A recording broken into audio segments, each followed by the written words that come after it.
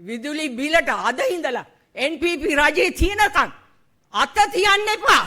අත තියන්න එපා. අත තියන්න එපා. ඒකයි මං කියන්නේ. හැබැයි අත තිබ්බොත් වෙන වැඩේ ජනාධිපතිතුමා දන්නවා. මේ අන්තිම නිවේදනයේ ජනාධිපතිතුමාට බොහොම ස්තුතියි.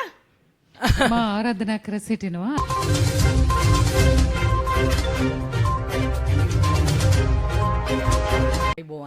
බොහොම ස්තුතියි මට මේ අවස්ථාව සලසා දුන්නට. මේ මම ඔක්කොම ඉස්සර සමාව ඉල්ලනවා. මොකද මගේ භාෂා විලාසය එච්චර ලස්සන නෑ.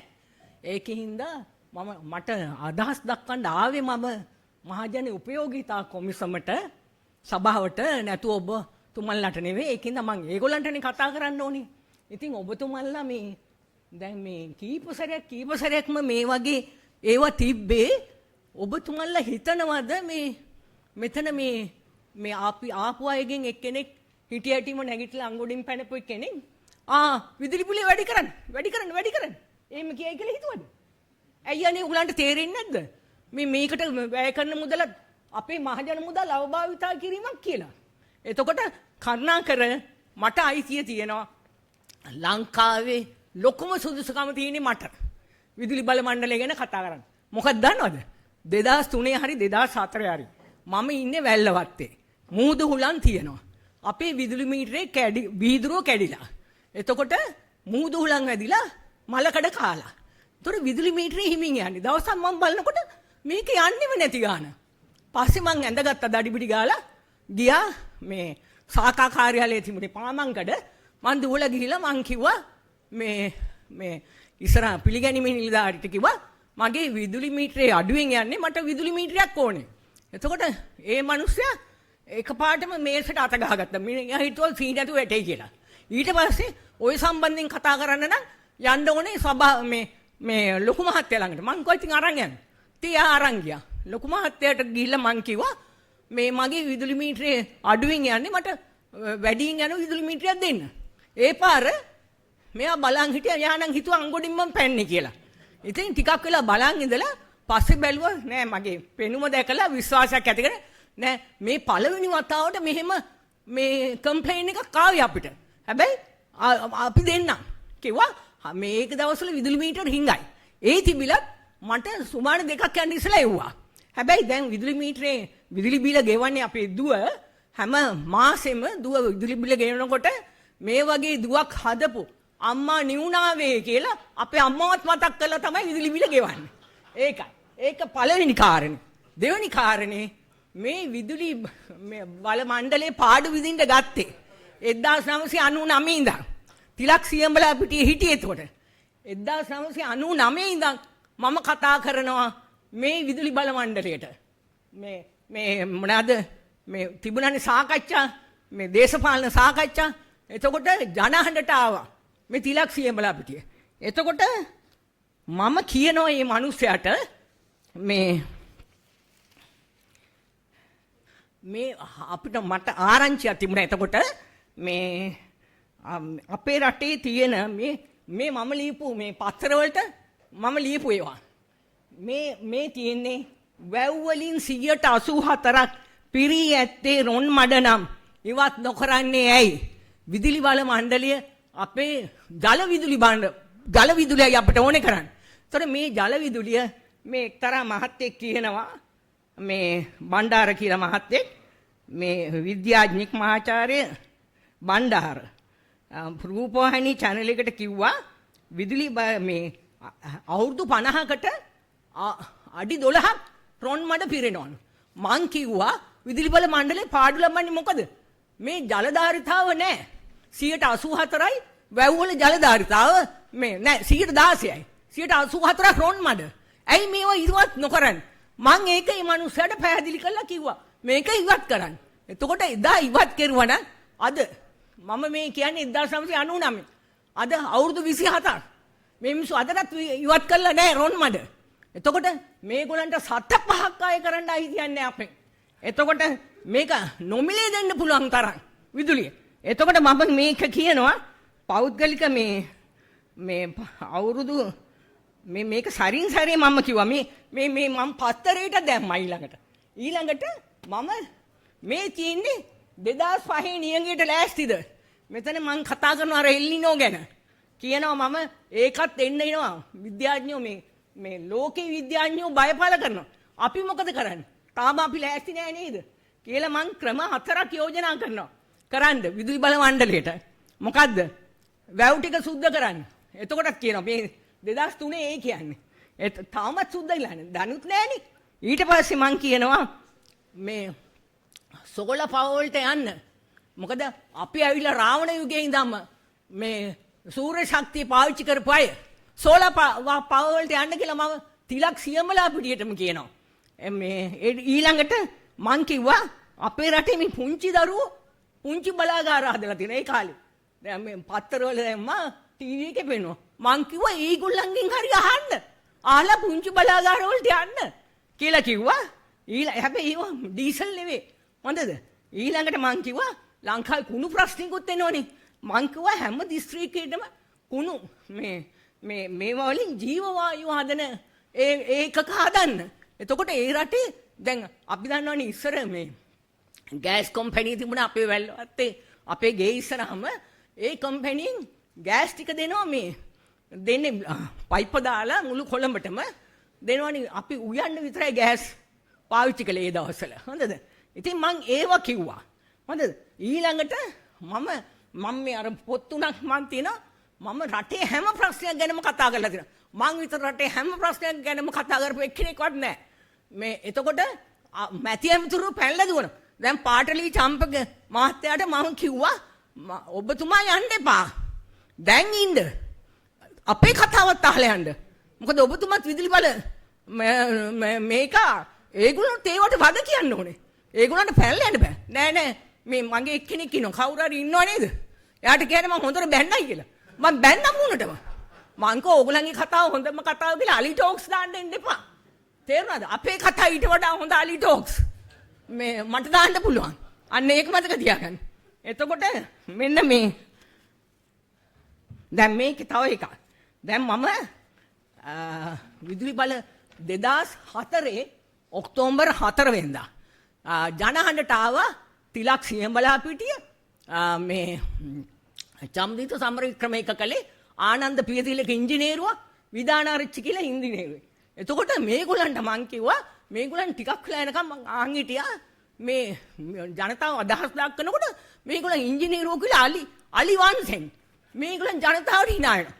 බැරිම තැන මං ගත්ත ෆෝන් එක මං කිව්වා මේ ජනතාවට කෝචෝක් කරන්න එන්න එපා කිව්වා.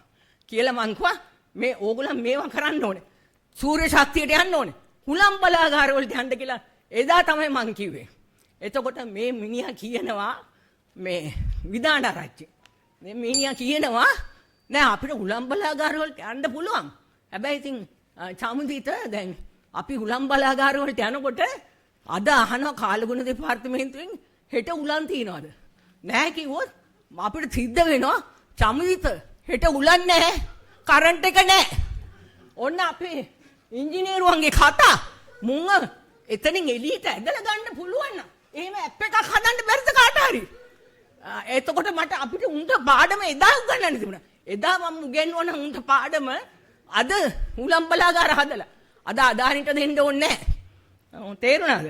එතකොට මේගොල්ලන් යන්න හදනකොට මේ ගල්ලංගුරු බලාගාරයට මම කිව්වා යන්න එපා. මොකද මම ඉතින් ලෝකේ ගැනම හොයන එක්කෙනෙක්. මං කිව්වා දූෂිත නගර 10න් 7ක්ම තියෙන්නේ චීනේ. ඒ මොකද ගල්ලංගුරු බලාගාරේ හින්දා. එතකොට අපිට මේ අපේ වගේ පුංචි රටකට ඔරොත්තු දෙන්නේ නැහැ. මේ ගල්ලංගුරු දැන් විනාශය. දැන් ඒක උගලන් කවුරුත් අධීක්ෂණය කළා නැහැ. දැන් ඊයේ පෙරේදා පරිසර මොකෙද්ද කිව්වනේ. අන්න මොකක්වත් වෙලා නැහැ. මේ මම මේ කතා කරන්නේ උගලන්ට ඔළුවට යන්නේ ඕම තමයි. නෑ නිකන් අනේ මේ කරුණා කරලා අපේ විදුලිය බිල අඩු කරන්න එපා කියලා කිව්වට උගලන් ආයිද? නෑනේ. අත තියන්න එපා. ඒකයි මං කියන්නේ. එතකොට මෙන්න මෙහෙම තියෙද්දි මම ඉඳගෙන මහින්දානන්ද අලුත් ගමගේ නෑ මේ අලුත් ගමගේට මං කතා කරලා කියනවා ඒත් ITN එකේ නෑ TNL එකේ. එතකොට මං කියනවා මෙන්න මේමයි මේ විදුලි ඉංජිනේරුවෝ කතා කරන්නේ මේ උලම් බලාගාර වලට යන්න. එතකොට අර මුබරක් කියලා පරිසර එකනේ යා හිටියා. යාට කියනවා මේ හුලන් තියෙන තැන්වලනේ ඉතින් යන්න පුළුවන් ඒකට. නැතුව මං කිව්වේ මගේ බිල්ඩින් සංස්ථේ තියෙන මගේ ගේ ASCII උලම් බලාගාරයක් ගහන්න කියලා කිව්වේ. නෑනේ. එහෙම කියනවද? එතකොට මේ මිනිස්සුන්ට මොලේ නැද්ද? මමත් කිව්වේ මන්නාරම් පැත්තේ තමයි උලම් බලාගාර ගහන්න කිව්වේ. අපේ කුවේණිගේ කාලේ කුදිරමලේ කන්දේ ගහලා තිබුණේ උලම් බලාගාරය. අන්න ඒකයි. ඉතින් ඊළඟට මම ඉඳන් කිව්වා ඇමතිට මං කියනවා මේ.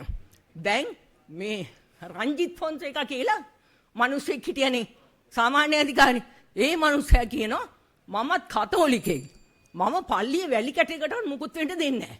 මං කිව්වා ඉඳගෙන පල්ලියේ වැලි කැටයකට හරි මොකක් හරි වුණොත් සන්තානම් මෑණියනේ අපි කාටද කියන්න ඕනේ හොයන්න ඕනේ කොහෙන්ද මේ මිනිහා ඕස්ට්‍රේලියාවෙන්ද ඇමරිකාවෙන්ද ඇයි මේ මිනිහා ගහලා තියෙන ගතමන්ට වල හැටියට මිනිහා ඉන්න ඕනේ ඕස්ට්‍රේලියාව නැත්නම් ඇමරිකාවේ නේද දැන් මේ ඔබතුමගේ කාලය අවසానයි. අනේ මේ වැදගත්ම කතාවක් කියන්නේ අනේ මේ ඕගලන්ගේ කාලය අවසන් නෙවෙයි දැන් මම කියන්නේ මම තව කිව්වේ නෑ මේ විදුලි බල මාතෘකාවට අදාළව කතා කරන්න කියලා මං ඉල්ලනවා. මම ප්‍රශ්නේ දුන්නා බොහොම ස්තුතියි.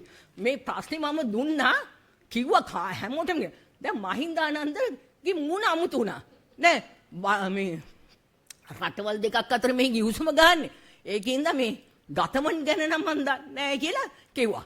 ඊට පස්සේ මම බැලුවා දැන් මේ මිනිහා ඒකට හොර කළා. IT එකේ ආවා දවසක් ඒ නුදුරු කාලේ. මේ ඉතින් මහින්දානන්දගේ කට ගන්නවනේ ඕලන් මොනවා හරි කිව්වොත් කියන්නේ කුණු හරිපට ආසන්න තැනකට නවතින්නේ. දැන් මෙයාගෙන් ඉස්සලා කෙනෙක් ප්‍රශ්නයක් ඇහුවා. යාට බැන්න. ඊළඟට යා තියෙනකොටම මං කතා කළා ඇමතිතුමනි ඔබතුමා නොරොච්චෝල් බලාගාරේ ගහන්න ගත්ත ගතමන්ට් එක කීයද කියලා ඇහුවා කෙනෙක්. දැන් මිනිහා දැනගත්ත ගැහණියේ කරුණාකර ඔබතුමගේ කතාව මෙම මාතෘකාවට අදාළව මාතෘකාවේ කාරණා තුනක් සඳහන් කරලා තියෙනවා. ඔව් අතීත අපි ඇත්තටම මෙතනදී අදහස් විමසන්නේ ඉදිරි කාලීන විදුලි ඔයගොල්ලෝ හිතනවාද අපි අදහස් විමසනකොට වැඩි කරන්න ගියයි කියලා නෑ ඔයගොල්ලන්ගේ මොනවද මොකද්ද කියලා කියන්නේ මේ යන්නේ. ඉතින් මම පස්සේ මෙයා කියනවා ඒක චීන ජනරජයෙන් අහනවද මට ඉතින් චීන ජනරජයෙන් අහන්න විදියක් නෑ. මම කළේ වැඩේ ඇහුවා චීන තානාපතිගෙන් රෙජිස්ටර් පෝස්ට් එකෙන් ඇරි මම මේ රෙජිස්ටර් පෝස්ට් එක මේ ඒකයි බලන්නේ. රෙජිස්ටර් පෝස්ට් එකෙන් අහලා ඇරියා ගතමන්ට් එක කීයද? මම හිතන්නේ මේ මනුස්සට තේරෙන්නේ නැහැ. මේක සිංහල වචනිකුත් නෙමෙයි. අර ශ්‍රියන්ත මෙන්ඩිස් ගෙනාපු වචනයක් නේ. ඉංග්‍රීසි වචනිකුත් නෙමෙයි. ඉතින් ගතමන්ට් එක තේරෙන්නේ නැති වගේ. හැබැයි ඊළඟට මම දැන් එතනින් අතහැරිනේ. මම මේක අපේ විදුලි ප්‍රශ්නේ මම එක්සත් ජාතීන්ගේ සංගමේ මහලේකම් ඇන්ටෝනියෝ ගුටරේට්ටත් කිව්වා. මෙන්න ගුටරේට් හැරපුලිමේ මම විසඳුමක් ඉල්ලනවා පොඩි. මම ඒකේ කියනවා මෙන්න අන්තිමට all the people in the coastal area once you ruled still poor and they suffer. Most of them are still Christians. I suggest whether you could give all of them solar power. මම ඉල්ලන්නේ ක්‍රිස්ටියන්ස්ලාට විතරයි. මම මේ ශෛලොක්ට වගේ මස්සාතනම ඉල්ලුවේ නෑ. මේ අපිට දෙන්න කියලා. එතකොට please don't give money for anything to our politicians to these projects because they are well known to swallow ships even. Please do it under your supervision. මන් දන්නනේ මුන් මේ නැව්ගිල පෙවුන් ලලිත් ඇතුළත් මොදලිගේ කාලේ ඉඳන්ම අර සීවි ගුණරත්න කිව්වනේ. ඉතින් මේ ඒක ඊළඟට මම මේ වෙන්න ජනාධිපති ඔව් ඒකද මම වෙන්න ජනාධිපති අනුර කුමාර දිසානායකට සැප්තැම්බර් 11 වෙනිදා 2024 කියලා දෙනවා.